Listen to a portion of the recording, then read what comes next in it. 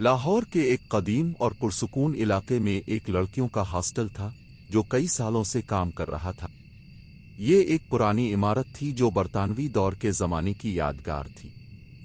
Hostel के अर्द गिर्द के इलाके के लोग उसे भूत बंगला के नाम से जानते थे, क्योंकि यहाँ कई साल पहले एक पुरस्रार कत्ल का वाकया पेश आया था जिसकी गुत्थी कभी ना सुलझी। ये जगह हमेशा एक अजीब खामोशी में लिपटी रहती थी और रात के वक्त अजीब आवाजें सुनाई देती थीं। ये हॉस्टल इन लड़कियों के लिए था जो दूर दराज के देहात और छोटे शहरों से लाहौर पढ़ने आई थीं। वो यहाँ रहकर अपनी तालीम मुकम्मल करती थीं, लेकिन यहाँ की रातें बहुत भारी महसूस होती थीं। खास तौर पर रात के 12 बजे के बाद अजीब वाकयात पेश आते थे जिनकी किसी को समझ नहीं आती थी। महरीन एक ज़हीन और बहादुर लड़की थी। वो जर्नलिज्म की तालिबा थी और हमेशा सच की तलाश में रहती थी। इसका ख्वाब था कि वो एक दिन क्राइम रिपोर्टर बनेगी और मुआशरती बुराइयों को बेनकाब करेगी। महरीन किसी भी पुरस्रार गैर मामूली बातों पर यकीन नहीं करती थी और हमेशा उन चीज़ों को वहम समझती थी।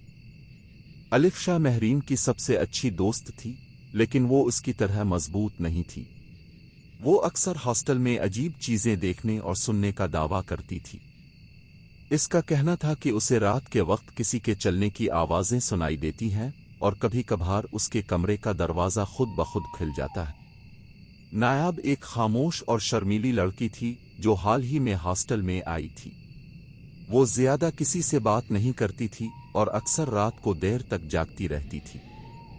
नायाब का माजी पुरस्रार था और उसके बारे में ज़्यादा किसी को पता नहीं था। एक रात महरीन अपने कमरे में आयशा के साथ बैठी पढ़ रही थी। आयशा ने अचानक कहा, महरीन, क्या तुम्हें महसूस हुआ कि पिछले कुछ दिनों से यहाँ कुछ अजीब हो रहा है? महरीन ने मुस्कुराते हुए कहा, आयशा, तुम हमेशा ऐसी बातें करती हो, ये सब तुम्हारे वहम हैं। आयशा ने संजीदगी से कहा, नहीं, मैं वाकई संजीदा हूँ। कल रात मैंने किसी को कमरे के बाहर चलते हुए देखा था और जब मैं बाहर गई तो वहां कोई नहीं था। महरीन ने इसे डांटते हुए कहा, ये सब फजूल बातें हैं, हम पढ़ाई पर तवज्जो दें। लेकिन इस रात जब महरीन सो रही थी, इसे लगा कि कोई इसके कमरे के दरवाजे के बाहर खड़ा है। वो आंखें खोलते हुए समझी कि ये आयशा होगी, लेकिन जब इसने बाहर देखा तो वहां कोई नहीं था। दरवाजे के नीचे से किसी के कदमों के निशान भी थे, जैसे कोई हाल ही में वहां से गुजरा हो। कुछ दिन बाद हॉस्टल में एक खौफनाक वाकया पेश आया। नायाब, जो हमेशा चुपचाप रहती थी, एक रात पुरस्रार तौर पर लापता हो गई। लड़कियों ने इसकी तलाश शुरू की लेकिन कोई सुराग ना मिला। अगले दिन इसकी लाश हॉस्टल के एक पुराने कमरे से मिली जो सालों से बंद था। नायाब की मौत ने पूरे हॉस्टल को हिला कर रख दिया। पुलिस को बुलाया गया और तहकीकात शुरू हुई, लेकिन कोई वाज़ेह सुराग नहीं मिला कि नायाब वहां कैसे पहुंची और उसकी मौत कैसे हुई। महरीन, जो क्राइम रिपोर्टर बनने का ख्वाब देखती थी, ने इस मामले में दिलचस्पी ली और खुद उसकी तफ्तीश शुरू कर दी। महरीन ने नायाब की मौत की हकीकत जानने के लिए हॉस्टल के पुराने कमरे की तहकीक शुरू की। इस कमरे के बारे में बहुत सी पुरानी कहानियां थीं, लेकिन कोई भी लड़की वहां जाने की हिम्मत नहीं करती थी। महरीन को मालूम हुआ कि नायाब के साथ कुछ अजीब हो रहा था। वो अक्सर रात के वक्त अकेली बाहर निकलती थी और किसी से बात नहीं करती थी। महरीन ने हॉस्टल के पुराने रिकॉर्ड्स का जायजा लिया और एक हैरत अंगेज हकीकत सामने आई। नायाब वो पहली लड़की नहीं थी जो इस हॉस्टल में मर चुकी थी। इससे पहले भी 3 लड़कियां इसी तरह पुरस्रार तौर पर लापता होकर मुर्दा पाई गई थी। इन तमाम लड़कियों के साथ कुछ अजीब और गरीब और खौफनाक हुआ था, लेकिन कभी कोई कातिल नहीं पकड़ा गया था। मजीद तहकीक के बाद महरीन को मालूम हुआ कि हॉस्टल की मालिकन, जो एक पुरस्रार औरत थी, उन सब वाकयात के पीछे थी।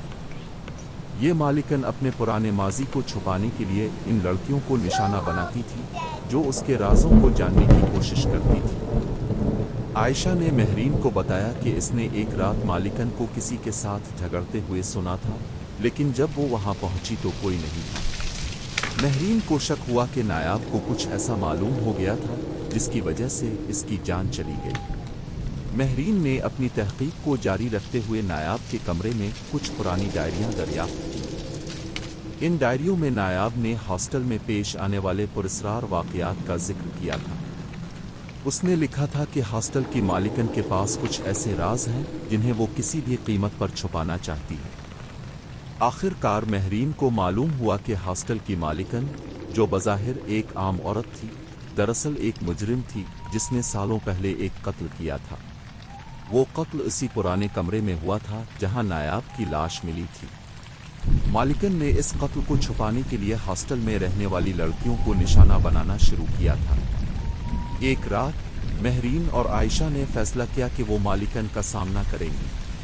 वो दोनों हॉस्टल के पुराने कमरे में चली गईं जहां नायाब की लाश मिली थी। अचानक कमरे का दरवाज़ा बंद हो गया और मालिकन सामने आ गई। मालिकन ने कहा, तुम दोनों ने बहुत ज़्यादा सवालात पूछे हैं। अब तुम्हें भी वही अंजाम देखना होगा जो नायाब और बाकी लड़कियों ने देखा। महरीन और आयशा ने अपनी जान बचाने की कोशिश की, लेकिन मालिकन के पास एक छुरी थी।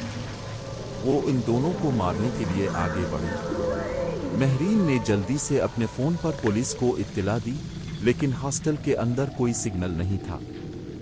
इसी दौरान कमरे में अजीब और गरीब आवाज़ें सुनाई देने लगीं, जैसे कोई और भी वहाँ मौजूद हो।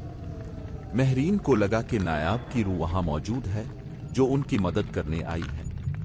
मालिकन ने जब ये आवाज़ें सुनी तो वो खौफज़दा हो गई और कमरे से बाहर भाग गई। महरीन और आयशा ने पुलिस को बुलाया और मालिकन को गिरफ्तार कर लिया गया। पुलिस की तफ्तीश के बाद ये हकीकत सामने आई कि मालिकन ने कई साल पहले अपने शौहर को इस कमरे में कत्ल किया था और उसके बाद से वो इस राज को छुपाने के लिए हॉस्टल की लड़कियों को निशाना बना रही थी। नायाब और बाकी लड़कियों की रूहों ने आखिरकार इंसाफ पा लिया था, लेकिन हॉस्टल की दीवारों में छपी हुई नहुसत और खौफनाक कहानियां हमेशा के लिए जिंदा रहीं। हॉस्टल के अंदर आज भी उन लड़कियों की चीखें सुनाई देती हैं जो अपनी जिंदगियों में इंसाफ की तलाश में थीं।